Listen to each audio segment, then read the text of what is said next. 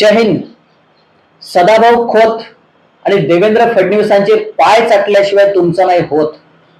या सदा खोतांनी आज एक स्टेटमेंट दिलं. म्हणजे दिल्लीतील आंदोलनामध्ये सहभागी झालेले विद्यार्थी हे दहशतवादी आणि आतंकवादी आहेत.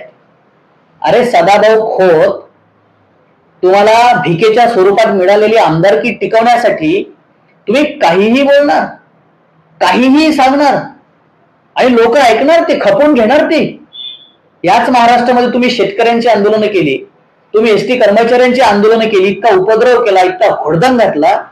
तुम्हाला नाही कोणी आतंकवादी, दहशतवादी, चीनचे एजंट, ISI फंडिंग असं कोणी नाही म्हटलं. आम्ही तुमच्या सोबत राहिलो, तुमच्या कॅम्पेनिंग मध्ये सहभागी झालो. बरं, मग तुम्ही ज्या शेतकऱ्यांचं आंदोलन केलं, आता काय तोंडाला पट्टी लागली तुमच्या? ते एसटीच्या कर्मचाऱ्यांसाठी तुम्ही आंदोलन केलं, तुमच्या स्टंटबाजीमुळे तुम्ही आणि तो गोपीचंद पडळकर, तुमच्या फालतूपणामुळे तिथे हे सगळे एसटीचे कर्मचारी बिचारे मरण पावले, त्यांचे जीव गेले, पुन्हा त्यांना काही भेटलं पण नाही. आता तुम्ही लोक त्याच्यावर काही बोलत नाही. पण आता तुम्हाला आमदारकी वगैरे काय मिळाली म्हणून कुत्र्यासारखे पाय चाटणं तुम्ही लोकांनी सुरू केलं. आणि ज्या लोकांनी तुम्हाला सत्तेत बसवलं त्या लोकांना तुम्ही आतंकवादी म्हणणार, दहशतवादी म्हणणार.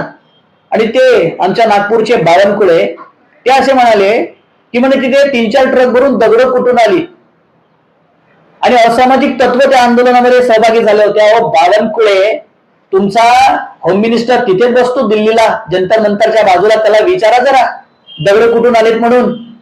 आणि तुमचे पोलीस काय करत होते? आमचे वर्ध्याचे मित्र नितेश कराळे, गुरुराज राऊत, किरण ठाकरे तिकडे गेले होते. त्यांनी सांगितलं की म्हणजे पोलीस साध्या पाण्याच्या बाटल्या सुद्धा नेऊ देत नव्हते. तिथे प्रत्येकाच्या कॉलेज बॅग चेक होत होत्या. जिथे बॅग आतमध्ये नेणं कठीण आहे तिथे दगड भरले ट्रक जातात. हे तुम्ही स्टेटमेंट करता आणि त्या आंदोलनावर विद्यार्थ्यांच्या आंदोलनावर बदनाम करता.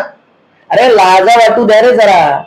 हे पोरं पेटले ना, साला तुमचे मंत्रीपद जाईल चुल्यात, हे धावून मारतील, तुम्हाला कपडे फाट्यापर्यंत आणतील.